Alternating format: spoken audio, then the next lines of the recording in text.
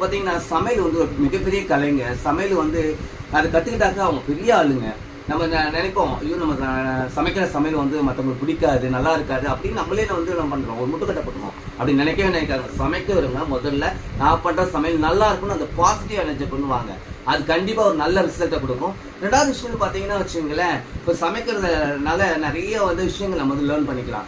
ஒரு சிலருக்கு வந்து நம்ம சமையல் வந்து பிடிக்காம போகிறதுக்கு என்ன காரணம்னா, நீங்கள் ஆயிலி வந்து பிடிக்கிற ஒரு குரூப் இருப்பாங்க, ஆயிலே இல்லாமல் சாப்பிட்றவங்க ஒருத்தர் இருப்பாங்க, ஸ்பைசியாக சாப்பிட்றவங்க ஒருத்தர் இருப்பாங்க, ஸ்பைசி இல்லாமல் சாப்பிட்றவங்க இருப்பாங்க, உப்பு அதிகமாக சாப்பிட்றவங்க இருக்காங்க, உப்பு கம்மியாக சாப்பிட்றவங்க இருப்பாங்க, காரம் அதிகமாக சாப்பிட்றவங்க இருப்பாங்க, காரம் கம்மியாக இருப்பாங்க. அதுக்காக நம்மளோட ஸ்டைல் ஆஃப் குக்கிங் வந்து மாற்றிக்கவே கூடாது. யாருக்கு என்ன பிடிக்குதோ சாப்பிடுங்க.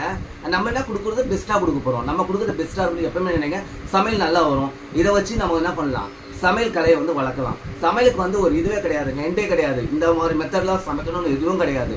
நீங்கள் என்ன சமைச்சுக்கணுங்க அதுதான் டிஷ்ஷு, அதுதான் சாப்பாடு அப்படின்னு நினச்சி சமைங்க, நல்லா வரும். உங்களுக்கு வந்து ஃபேமிலியில் இருக்க மெம்பர்ஸ்க்கும் சரி, உங்களுக்கு வர கெஸ்ட்டுக்கும் சரி, ஃப்ரெண்ட்ஸ் சர்க்கிளுக்கும் சரி சமைச்சு கொடுங்க, நல்லா பாராட்டு வாங்குங்க. தேங்க்யூ.